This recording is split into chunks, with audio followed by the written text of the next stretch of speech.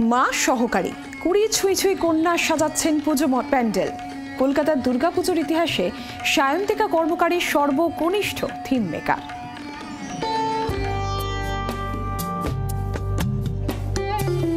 নাম সায়ন্তিকা কর্মকার, বয়স 19 বছর 6 মাস, গণিতে স্নাতক স্তরের প্রথম বর্ষের ছাত্রী। সামনে পুজো, সায়ন্তিকার মাথায় ক্যালকুলাস নয়, ঘুরছে মণ্ডপের নানা মাপের ক্যালকুলেশন। কেন? একটা দুর্গাপুজোর থিম মেকার সায়ন্তিকা, তাই থিম নিয়ে দিন কাটছে তার। বয়সের হিসাব ধরলে সায়ন্তিকাই কলকাতার দুর্গাপুজোর ইতিহাসে কনিষ্ঠতম থিম মেকার। সায়ন্তিকার কাজে সাহায্য করছেন তার মা মণিমা কর্মকার। মাই মেয়ের অ্যাসিস্ট্যান্ট। মেয়ের চাহিদা মতো রং মেশাচ্ছেন প্যালেটে। ক্যানভাসে ছবির কাজ শেষ হলে তা যত্ন করে সরিয়ে রাখছেন। আবার টানা পরিশ্রমে যাতে মেয়ের স্বাস্থ্য ভেঙে না পড়ে খেয়াল রাখছেন সেদিকেও, কারণ কাজের সময় হুঁশ থাকে না মেয়ের। আসলে ও ছোটোবেলায় 2 বছর বয়স থেকে দেখতাম দেয়ালে আঁকছে, চারিদিকে আঁকছে, তখন থেকে দেখলাম ওর আঁকা নেশাটা খুব বেশি। তো সেক্ষেত্রে আমি ওকে আরও ভালো মাস্টার দিয়ে আরও পরিচিতি বাড়িয়ে ওকে আঁকাটার প্রতি ধ্যান দিতে ও এবছর দেখলাম ফার্স্ট টাইম ও নিজে থেকেই আমাকে বলছে, মা আমি একটা যদি দুর্গাপুজোর কাজ করতাম তো ভালো হতো। তো সেখানে একটুখানি ভয় ছিল যে প্রথমবার তো ও কি পারবে এত ছোটো মেয়ে। তো সেক্ষেত্রে ওকে দেখলাম ওর চেষ্টাটা আছে, ওর যেহেতু চেষ্টা আছে আমি ওর চেষ্টাটাকে একটু এগিয়ে দেওয়ার চেষ্টা করেছি।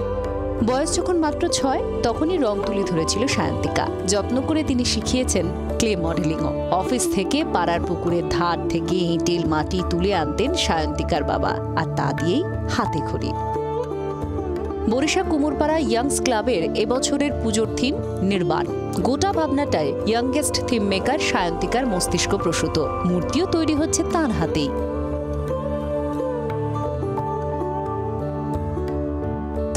থেকে তারপরে নিজে করতে করতে লোকের সঙ্গে মেলাতে কাজের সুন্দর আঁকে কিনা সেটা জানি না, কিন্তু চেষ্টা করি। ইভেন সবচেয়ে ইম্পর্টেন্ট চেষ্টা হচ্ছে কিছু কিছু নর্মস যেটা সোসাইটিতে আছে বা আমরা চারিপাশে দেখি সেটা তুলে ধরাটা বেশি ইম্পর্টেন্ট হয়ে থাকে। তো তার ল্যাঙ্গুয়েজটা আমার আর্ট এসে দাঁড়ালো। আমি কোনোদিন ধরিনি যে পড়াশোনাটা আলাদা জিনিস বা আর্টটা আলাদা জিনিস। আমার কাছে দুটোই ইম্পর্টেন্ট একটা সোসাইটি তৈরি করার জন্য। তো আঁকা পড়াশোনা দুটোই দরকার। মানে একটা যখন সিনারি আমরা দেখি তার ভিতরে তার জিওগ্রাফি থাকে, তার ম্যাথামেটিক্যাল ডিজাইনস থাকে, সেরকমভাবে আর্টেরও তার একটা ম্যাথামেটিক্যাল ডিজাইনস থাকে। সেটাকে শেখার জন্য আমাদের একটা ল্যাঙ্গুয়েজ পড়তে হয়, আর সোসাইটিকে লোকের সামনে প্রেজেন্ট করার জন্য আমাদের মনে হয় আর্টটা একটা পাওয়ারফুল ল্যাঙ্গুয়েজ, যেটা অনেকটা ডিপ কথা বলে, এবং সেটা আমার ল্যাঙ্গুয়েজ হয়ে দাঁড়িয়েছে। শিল্পীর বয়স 19 আর পুজোর বয়স 45। তবুও এই শিল্পীর ওপরেই আস্থা রেখেছেন পুজো উদ্যোক্তারা। একটা বিশ্বাস আমাদের ছিল যে আমাদের এলাকারই মেয়ে, আমার তার উপরে একটা বিশ্বাস রয়েছে, একটা ভরসা রয়েছে, সে করতে পারবে। এবং বিগত দিনে যারা আমাদের এখানে কাজ করেছে প্রত্যেককেই আমরা নবাগত ছিল, আমরা সুযোগ দিয়েছি। আজকে তারা প্রতিষ্ঠিত, আমাদের আয়ত্তের বাইরে চলে গেছে, ফলে আমরা তাদের দিয়ে এখন পুজো করাতে পারছি না। ফলে আমরা বারবার এই চ্যালেঞ্জ নিয়ে আগামী দিলেও না। উমা যখন মর্তলোক থেকে কৈলাসে ফিরে যান তখন গিরিরানীর মন খারাপ হয়ে যায়, কারণ ঘরের মেয়ে আবার অনির্দিষ্টকালের জন্য পাড়ি দিল কৈলাসে। এখানে ঠিক উল্টো ছবি। এখানে ঘরের উমা যখন মন দিয়ে কাজ করছে তখন তার মা গিরিরানী তাকে প্রতি মুহূর্তে বাড়িয়ে দিচ্ছে সাহায্যের হাত।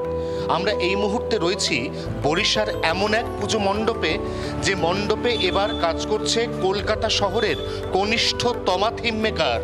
এই থিম মেকারের হাত ধরে এই পুজো বাজিমাত করতে চাইছে, কারণ অতীত এরকমভাবে নবাগত একের পর এক শিল্পীকে দিয়ে কাজ করিয়ে সাফল্য এবং প্রশংসা দুই অর্জন করেছে এই পুজো।